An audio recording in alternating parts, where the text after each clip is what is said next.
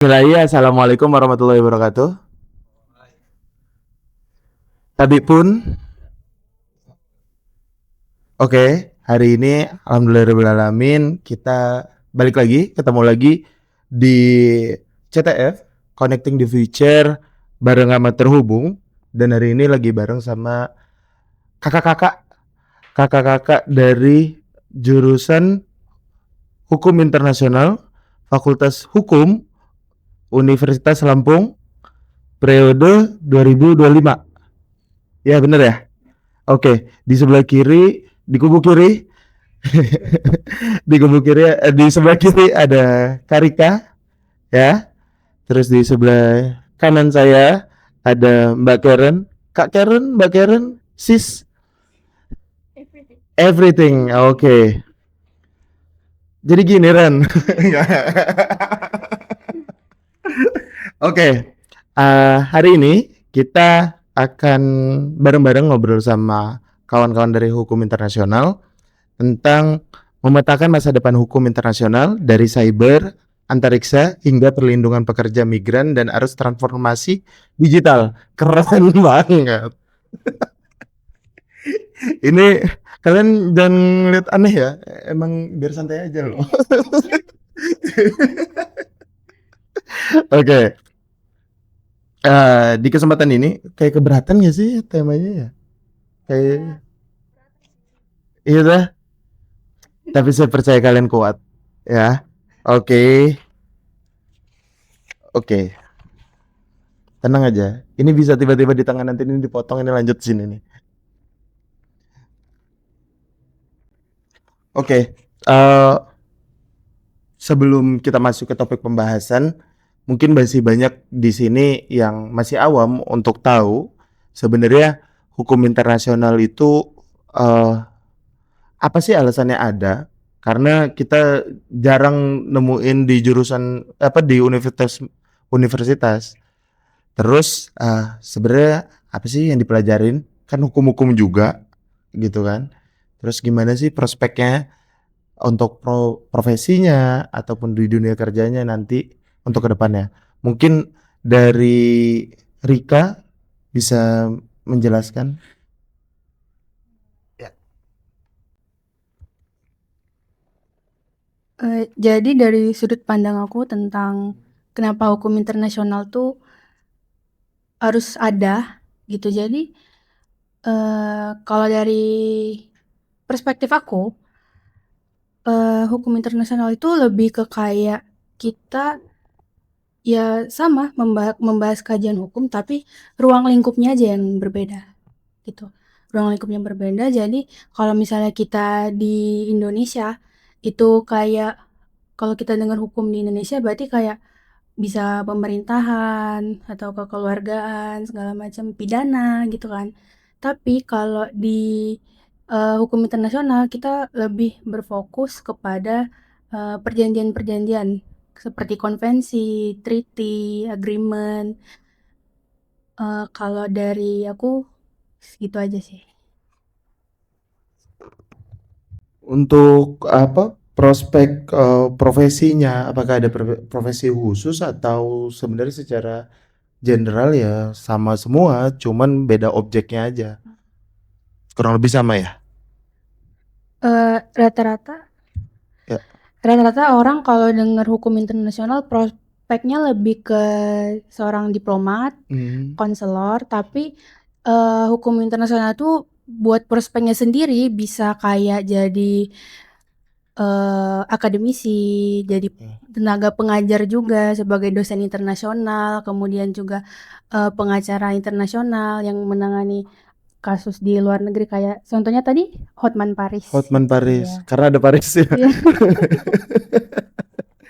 Oke, berarti secara prinsip sebenarnya hukum internasional sama seperti jurusan hukum lainnya ya. Tapi yang membedakan adalah objek dan fokusnya ya, yang lebih ke perjanjian, agreement, konsensi. Iya, dan subjeknya juga apa ya? Kayak negara-negara gitu Oh, subjeknya, atau organisasi internasional dengan negara atau negara dengan organisasi internasional oh gitu. G2G gitu ya. Berarti kayak UUS itu ya, kalau ada konflik kayak UUS kereta api cepat yang dimana awal perjanjian jadi ngebahas kasus, tapi ya di awal perjanjiannya itu katanya B2B, terus bergeser karena tidak sanggup bayar jadi G2G. Kurang lebih bisa itu ya konflik-konflik internasional itu ya. Walaupun agreementnya kepada perusahaan antar perusahaan di apa yang berbeda negara. Tapi untuk proses penanganannya karena ini ruang lingkupnya subjeknya antar negara itu bisa di under dari hukum internasional tersebut gitu ya. Kurang lebih Ya, kurang ya lebih. gitu. Ada yang mau ditambahin dari Karen? Boleh.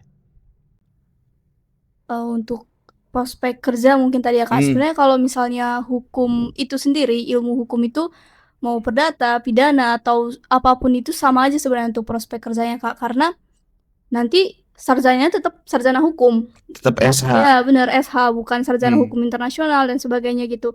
Jadi meskipun kita masuk hukum internasional, sebenarnya kalau mau jadi jaksa, mau jadi hakim, pengacara, nggak harus yang berhubungan dengan internasional juga it's fine gitu, nggak apa-apa sebenarnya. Tapi kalau orang yang fokusnya ke hukum internasional memang mungkin biasanya itu karena cita-citanya mau lebih ke diplomat atau duta seperti itu sih Kak. Oke, apakah kamu juga bercita-cita sebagai duta diplomat? Awalnya iya, alasan saya masuk hukum inter sebenarnya iya, cuman makin kesini makin bergeser nih. Oke, jadi Sekarang saya sebenarnya pengen jadi pengacara.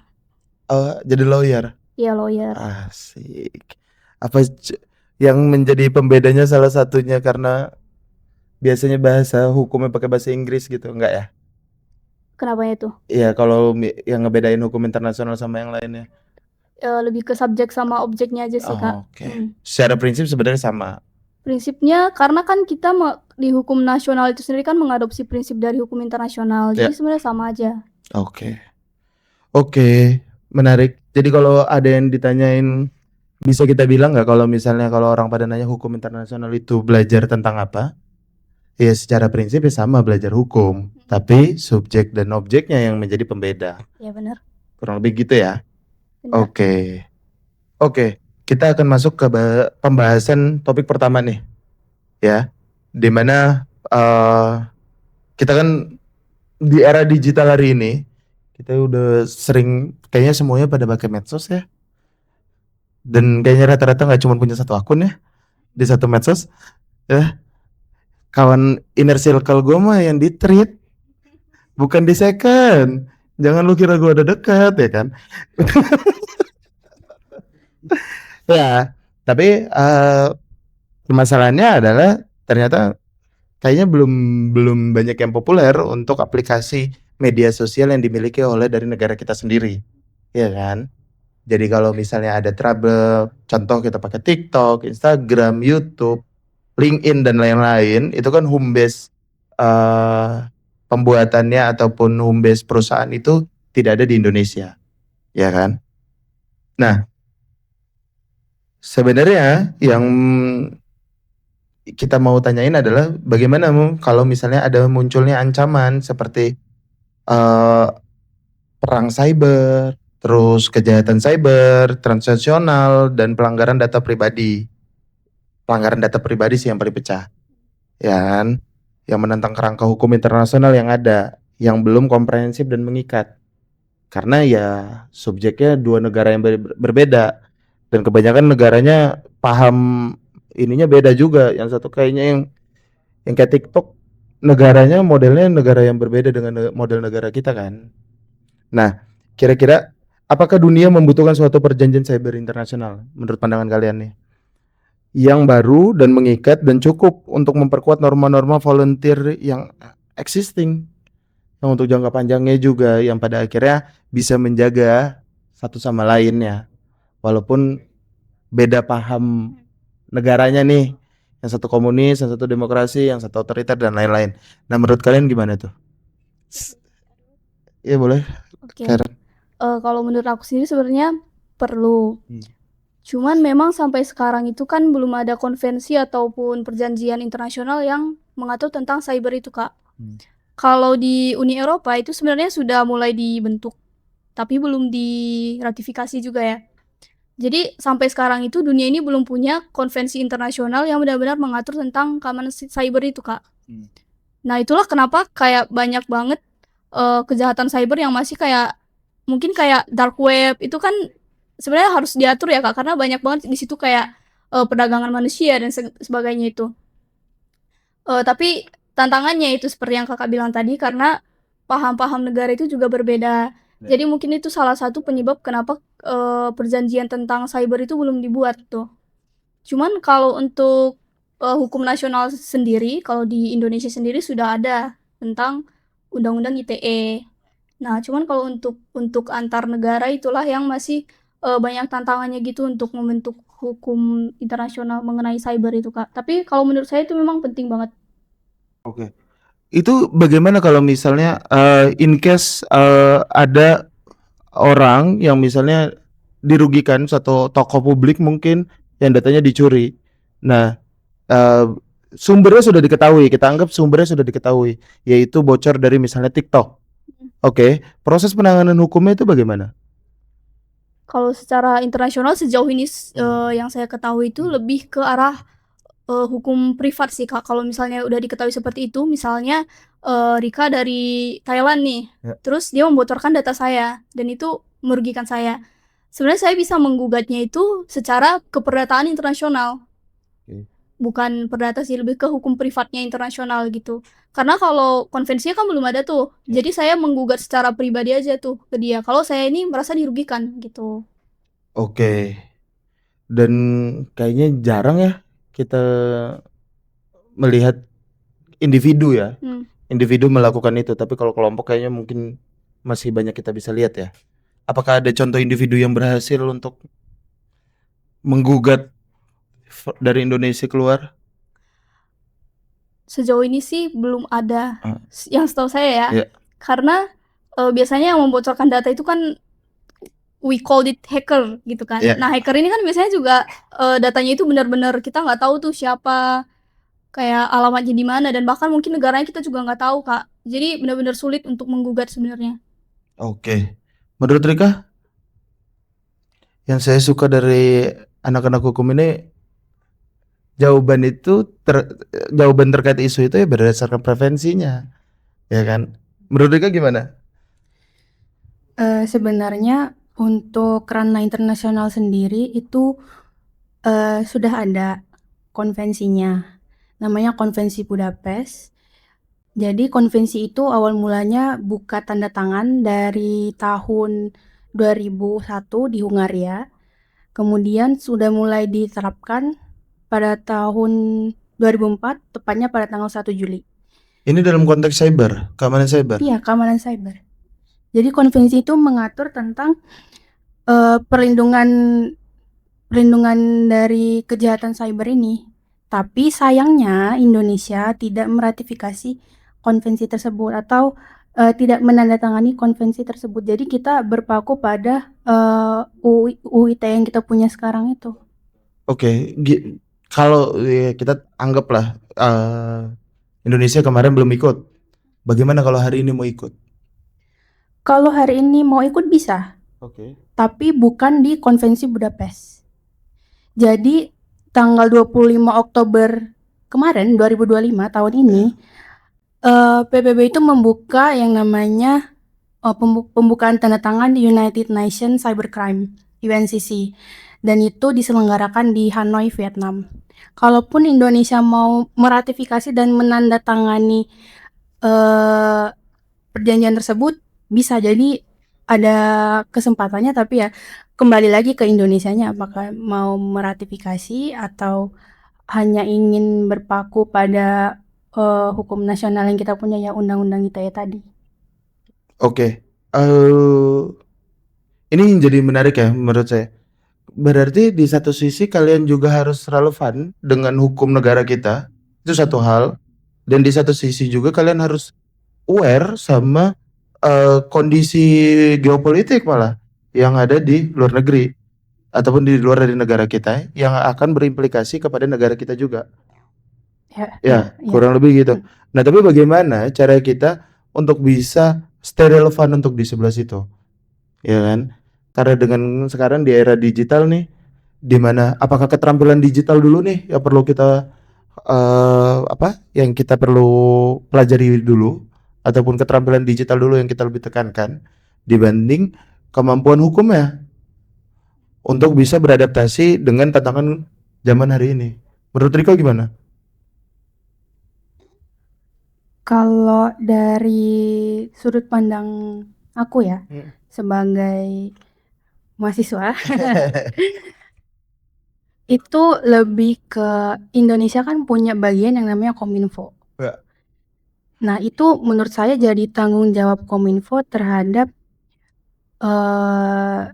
perlindungan yang pertama yang dari Indonesia, kemudian yang aware terhadap internasional juga. Tapi kalau misalnya kita ngebicarain tentang kejahatan siber, itu cukup sulit cukup sulit untuk digali. Karena mereka-mereka yang saya tahu, mereka-mereka yang berbuat kejahatan itu, mereka itu pinter.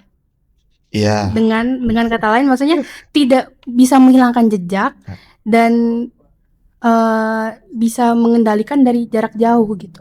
Jadi sangat sulit untuk dideteksi dan juga perlu kemampuan yang bisa sebanding dari yang melakukan kejahatan itu gitu. Oke. Menurut Karen? Tadi pertanyaannya itu adalah apakah kita menekankan hukumnya dulu atau digitalnya dulu ya Kak? Kalau misalnya di hukum itu sendiri, sebenarnya hukum itu selalu tertinggal oleh teknologi atau digital itu Kak. Jadi sebenarnya hukum itulah yang menyesuaikan dengan teknologi itu. Nah misalnya udah ada teknologi nih, tapi belum ada hukum yang mengaturnya. Jadi sebenarnya untuk memilih ditekankan digital atau hukumnya dulu itu sebenarnya harus sama-sama ditekankan ya Kak, karena hukum itu bagaimanapun pasti akan selalu mengejar teknologi itu Kak. Perkembangan itu. Berarti di Indonesia belum gitu ya? Gimana tuh? Ya, belum seimbang. Belum. Terkait Karena masih aturannya dan dengan kemajuan zamannya. Ya masih banyak kekosongan hukum yang seharusnya kita atur, malah kita ketinggalan gitu. Oke. Ya tadi kan ya, menarik yang tadi disampaikan sama Karen juga, salah satunya efek dari cyber ini itu salah satunya adalah bisa perdagangan orang, terus bisa bocornya data pribadi seseorang.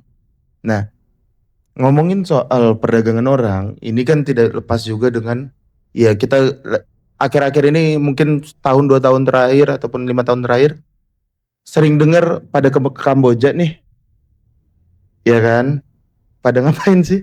Terus Judul Kak. ya dengan asumsi beberapa orang yang pergi ke sana ada beberapa kasus penjualan organ, terus ya penculikan dan lain-lain. Nah, kira-kira sejauh mana sih kalau menurut pandangan kalian ya? Karena kan kalian mungkin yang dipaksa dan terpaksa dan akhirnya jadi terbiasa, ya kan, mengetahui isu nasional dan internasional.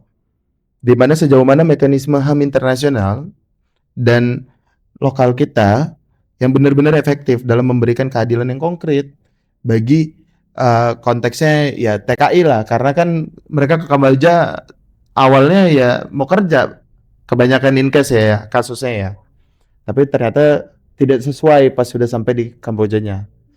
Oke. Mengingat sifat rekomendasi mereka yang tidak mengikat atau non binding. Mungkin bisa dijelasin?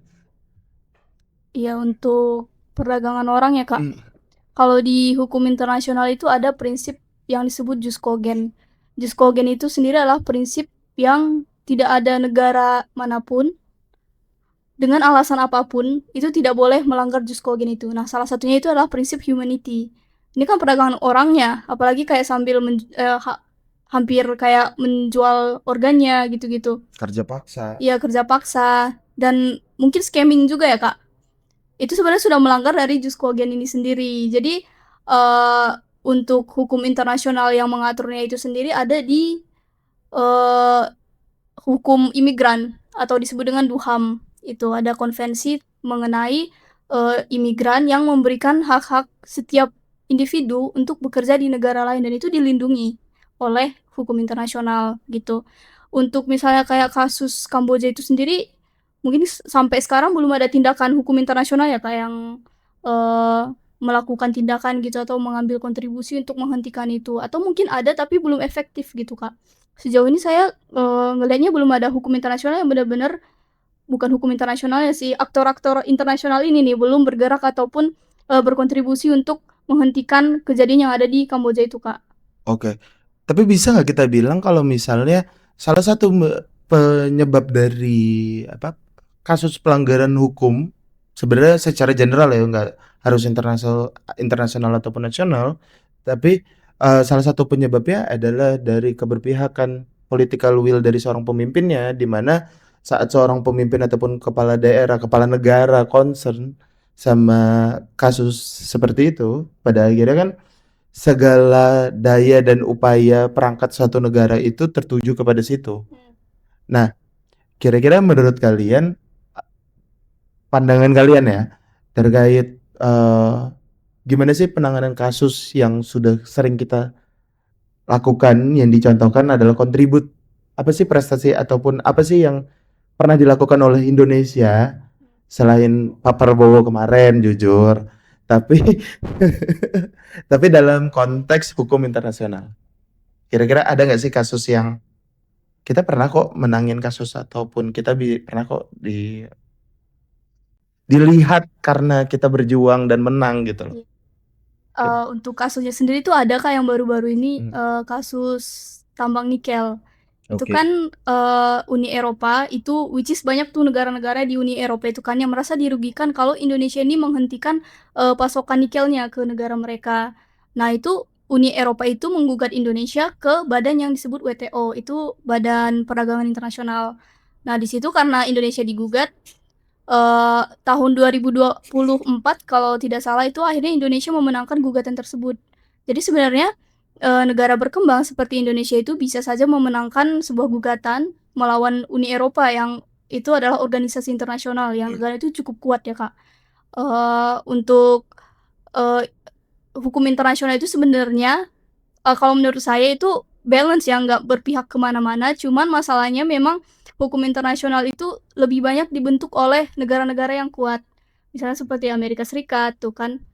Jadi ya banyak concern kepada negara-negara berkembang bahwa terkadang hukum internasional ini juga bisa menunjukkan keberpihakannya.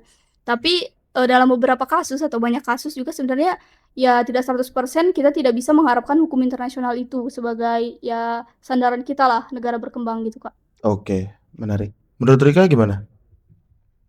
Ini aja dulu. Boleh diulang nggak? Tadi kayak saya udah kemana-mana ini. Oke.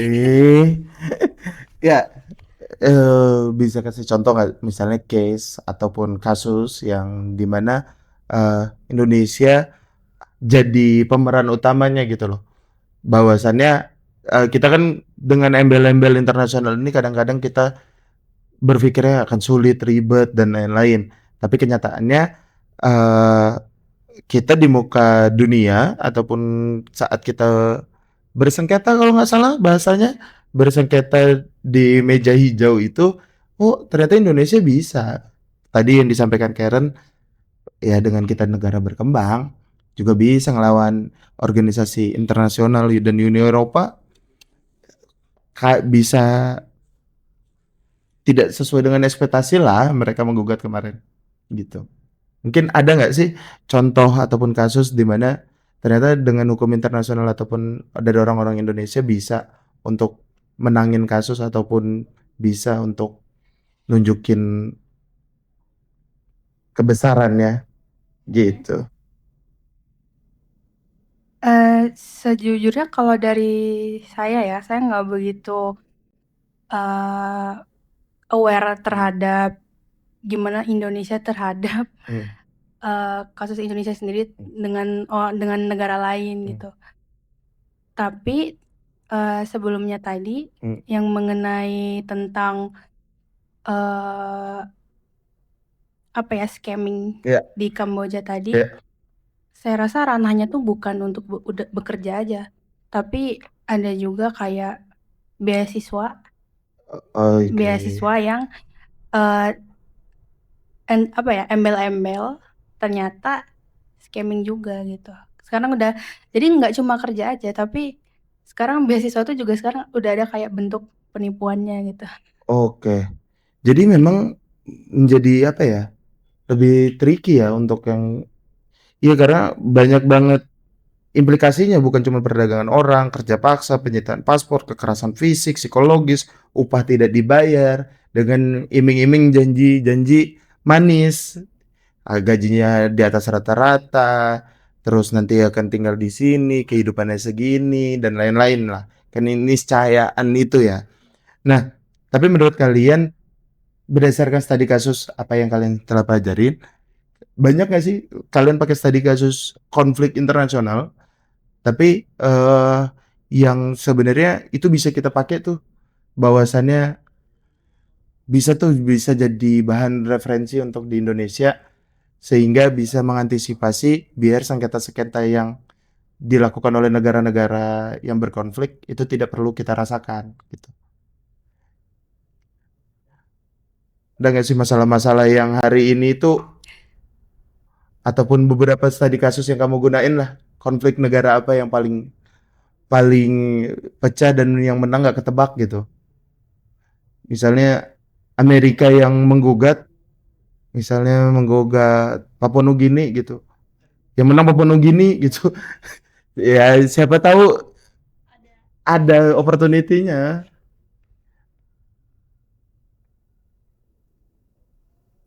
Atau atau apa ya? Kasus hukum internasional apa yang pada akhirnya bisa jadi pembelajaran menurut kamu sebagai mahasiswa hukum internasional? Ya. Boleh dilempar Oke, Kera. boleh. Sebenarnya tadi aku udah Nangkap. kasih contohnya ya yang Uni Eropa sama Indonesia itu. Kalau sejauh ini yang aku tahu karena kan itu satu-satunya yang aku aware banget tentang negara berkembang versus organisasi internasional yang besar gitu ya, Kak. Itu sih yang jadi pelajaran buat aku bahwa sebenarnya hukumnya itu tidak salah, nggak pernah memihak sebenarnya. Cuman karena memang ada pengaruh geopolitik itu. Aku boleh ambil satu contoh kasus Boleh. dari Amerika Serikat, di mana di organisasi perdagangan ini dia itu kan punya hakim-hakim sendiri gitu, Kak. Nah, tapi sekarang itu ada kekosongan hakim di badan penyelesaian sengketanya itu karena Amerika Serikat ini yang punya power tidak memberikan akses kepada hakim untuk punya kedudukan di badan itu karena menurutnya hakim yang nanti akan dipilih itu tidak akan berpihak ke Amerika Serikat. Nah, jadi sampai sekarang badan itu ya kekosongan kedudukan dan kalau misalnya ada sengketa begitu baru-baru ini ada sengketa tarif Amerika itu ya. Itu tidak bisa diselesaikan sampai sekarang di badan penyelesaian itu karena hakimnya tidak ada dan apa yang membuat hakimnya tidak ada itu ya karena Amerika Serikat ini yang menolak dan tidak memberikan kedudukan pada hakim itu gitu. Jadi itulah adalah power negara besar gitu, Kak. Tapi di samping itu sebenarnya masih banyak kok kasus-kasus di mana negara berkembang juga bisa menang di sebuah gugatan walaupun melawan negara maju. Tuh. Oke. Udah ada? Oke, kita ganti pertanyaan. Ada nggak negara yang sama-sama negara berkembang yang menurut kalian secara hukum internasional yang paling keren? Secara hukum internasional dilihat dari Ya, kan hukum maksudnya model hukumnya lah yang menjadi menarik ataupun manuver-manuvernya di kancah internasional gitu. Singapura? Singapura negara maju. Oke, tetanggaan nama berkembang ya. Iya benar. Oke. Iya lagi ya. Mungkin Malaysia mungkin ya tetangganya Singapura juga. Aku ngelihatnya Malaysia itu lebih ke pendidikannya itu lumayan bagus kalau misalnya kita bandingkan dengan negara Asia Tenggara lain, Kak. Kayak misalnya Indonesia, Thailand dibanding Singapura masih kalah sih. Cuman Malaysia itu kayak ya orang Indonesia aja banyak tuh yang ngambil beasiswa ke Malaysia karena emang pendidikannya bagus. Nah, itu menurut aku itu sisi yang ditonjolkan oleh Malaysia supaya negara berkembang ini juga sebenarnya bisa maju dan dilihat oleh negara maju gitu, Kak. Oke. Kalau menurut Rika, apa yang Apa pelajaran yang paling berkesan yang cuman kamu bisa dapetin di jurusan hukum internasional ini? Pelajaran yang berkesan? Ya maksudnya Maksudnya kayak gimana tuh? ya masuk ke core memory dan ini nggak bisa gue dapetin kalau misalnya gue nggak belajar di jurusan ini. Kalau dari aku, yang bisa aku dapetin yang mungkin di peminatan lain tidak dapatkan ya, mungkin ke negosiasinya sih mungkin. Mata kuliah apa yang pengen kamu dapetin? Kuliah apa yang paling kamu suka di jurusan hukum internasional? Kalau mata kuliah sendiri ada udara dan luar angkasa sama teknologi. Oke, jelaskan udah enggak. Oke, mungkin kita agak ini di samping itu semua sebenarnya kan kita pengen tahu, dan ini fun fact juga ya, ternyata Hima Hukum Internasional mayoritas feminis ya. Iya, kita kebetulan cewek semua, nggak ada cowoknya gitu. Oh gitu. Dan kira-kira apa sih stigma yang hari ini ada di masyarakat tentang jurusan hukum internasional yang sebenarnya enggak gitu loh? Ranahnya bukan masyarakat, Oke, ke fakultas mungkin oke, ya. fakultas. Jadi mungkin biasanya kayak semester 3 itu kan udah ada mata kuliah hukum internasional ya kan. Nah, memang pada saat masa-masa itu memang ada beberapa yang kayaknya aku nanti semester 6-nya mau masuk internasional aja deh kayaknya. Tapi kayak semakin lama itu mulai terdengar kayak nanti kalau misalnya masuk ke hukum internasional, nanti skripsinya nulisnya pakai bahasa Inggris, presentasinya pakai bahasa Inggris. Padahal sebenarnya di dalam jurusan ini itu kita ngebahas hukum juga, tapi ya itu kita subjek dan objeknya beda gitu. Jadi kita bukan ngebahas yang ranah lingkupnya nasional, tapi kita secara global gitu. Dan saya juga bingung ya gimana untuk mengakhiri stigma-stigma itu gitu. Oke, saya baru kepikiran kalau kalian ingin memverifikasi ataupun ingin nanya terkait pengamat ataupun pandangan internasional, apakah di Lampung sudah memenuhi ataupun sumber daya orang-orangnya ataupun badannya ada yang capable untuk bisa menjadi narasumber gitu? Selain dari dosen kalian ya? Sepertinya tidak, selain dosen inter itu sendiri ya. Kalau mengenai badan yang mendukung tentang hukum internasional sendiri, saya rasa belum ada. Dan yang hanya memadai ya dosen internasional itu sendiri. Ya karena saya baru kepikiran kalaupun ada di swasta itu biasanya di head office, ya kan, badan legalnya. Tapi itu juga ya dia ngurusin administrasi hukum perusahaan, hukum korporatnya kan, hukum bisnisnya kan. Sedangkan kalau kalian hari ini pengen belajar dengan semua pengetahuan itu, kalian nggak bisa nanya sama ekspertis ataupun praktisi langsung selain akademisi dong. Kira-kira Hima ada solusi nggak? Kira-kira bikin event diskusi sama praktisi dari Coca-Cola?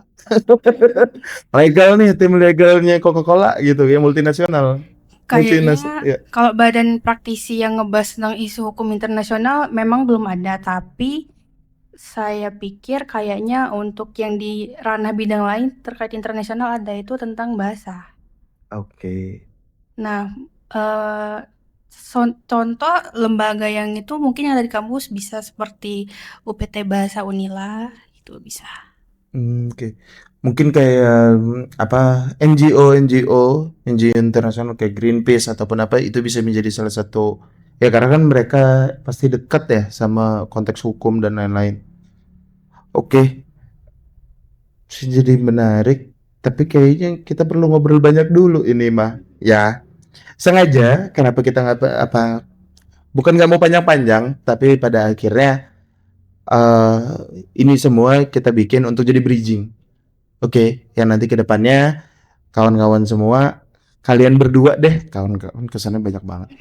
Kalian berdua pada akhirnya bisa salah satu punya historical lah di sini untuk bisa kita ngobrol lebih banyak dan ke depannya terkait jurusan hukum internasional ini.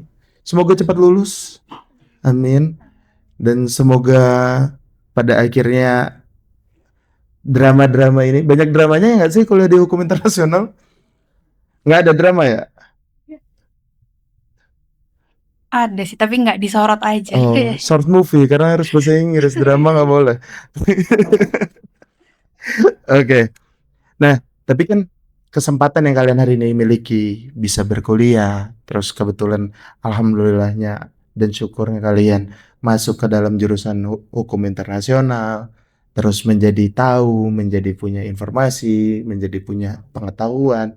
Itu kan nggak bisa lepas lagi, tidak bisa lepas dari asalnya, asalnya itu rumah, ya kan? Kalau misalnya terhubung itu pengen menghubungkan bukan kepada A ke B, tapi terhubung itu pengen menghubungkan A ke A 4.0-nya.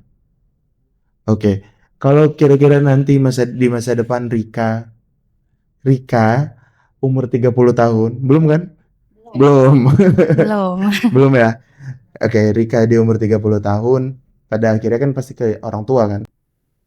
Tujuan kita ini punya arti ya untuk hari ini ya karena ada yang maksa ataupun ada yang menasihati itu, nak kapan lulus, nak kok duit terus, kayak gitu kan. Nah, kira-kira apa yang ingin disampaikan kepada orang tua itu satu, dan keniscayaan apa kayak perlu kita janji deh. Itulah tugasnya jejak digital menurut saya yang baik. Janji sama orang tua, jangan yang toksiknya aja yang diomongin di digital ya kan. Coba janji baiknya. Ya, silakan Rika kalau ada yang mau disampaikan.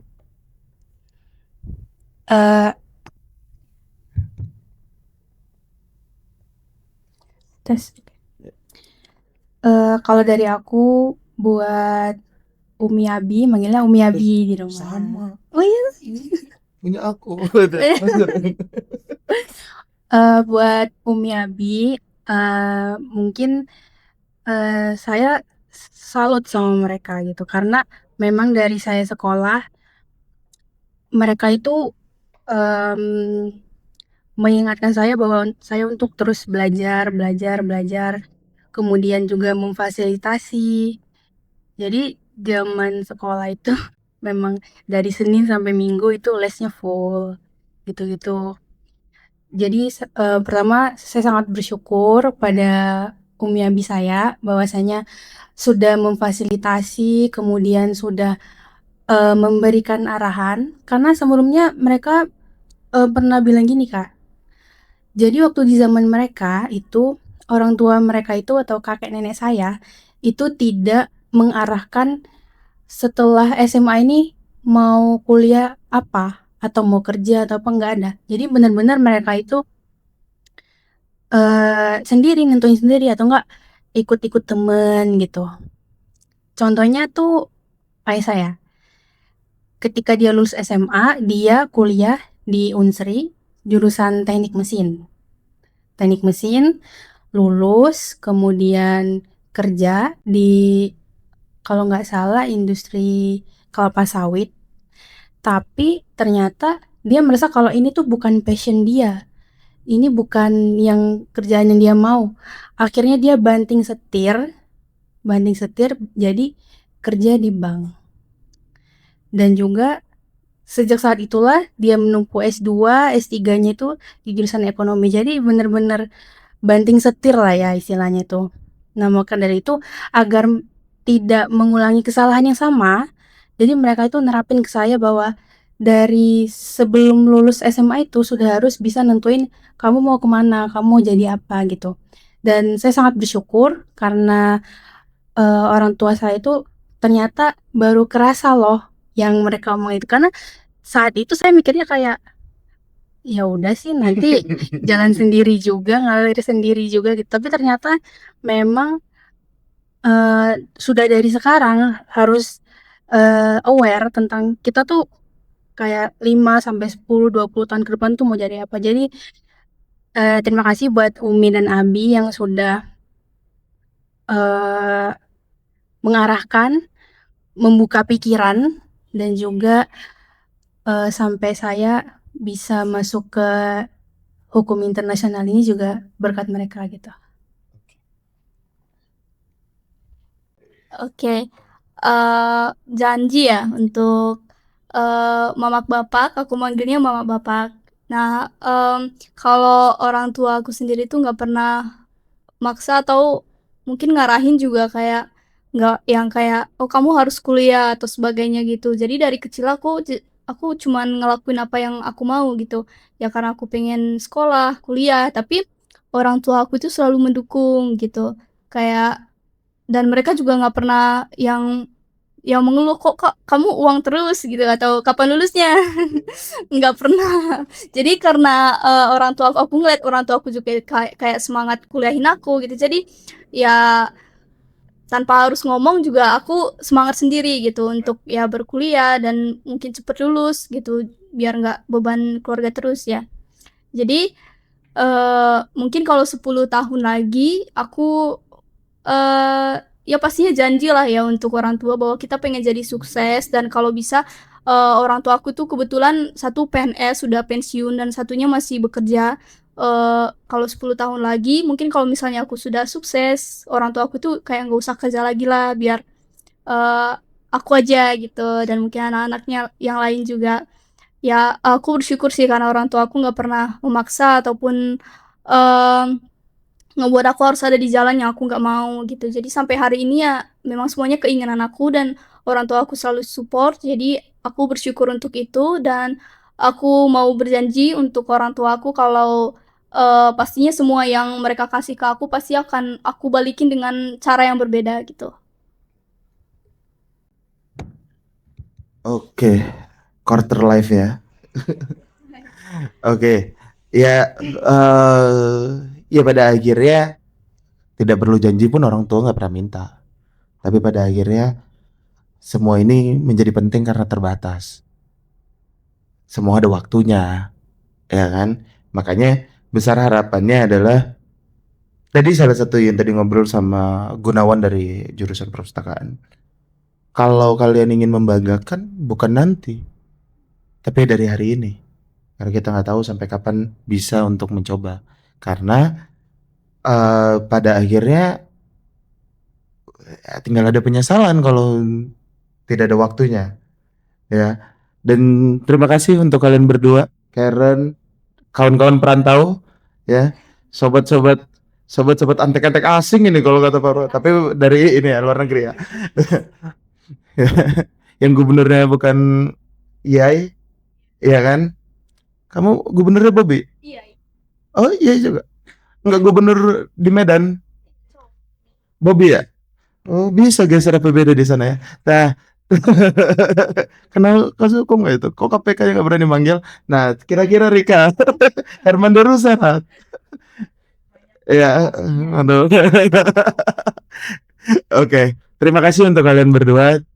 Terima kasih sudah mewakafkan dirinya, mengikhlaskan dirinya untuk bisa berhimpun di Hima kalian dan di tengah tantangan kalian sebagai mahasiswa tingkat akhir dengan kesibukan kalian ditambah lagi kesibukan kalian apalagi menurut saya jokes tapi di satu sisi emang bener sih di saat bersamaan jadi panitia dan jadi peserta itu jadi satu hal yang wow juga tapi semoga proses apapun yang hari ini kalian lewati tanggung jawab apa yang hari ini kalian emban semoga itu bisa diselesaikan dengan baik diawali dengan kepengurusan yang baik dengan hubungan yang baik dan insya Allah diakhiri juga dengan tidak ada konflik dan tetap baik-baik aja amin dan terima kasih untuk waktu tenaga dan pikirannya hari ini terima kasih semoga ini bukan yang jadi yang pertama dan terakhir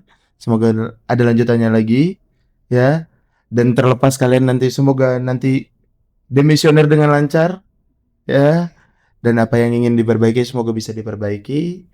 Mungkin itu dari saya kurang lebih. Kalau ada salah mohon maaf. Wabillahi taufiq wal hidayah. Wassalamualaikum warahmatullahi wabarakatuh.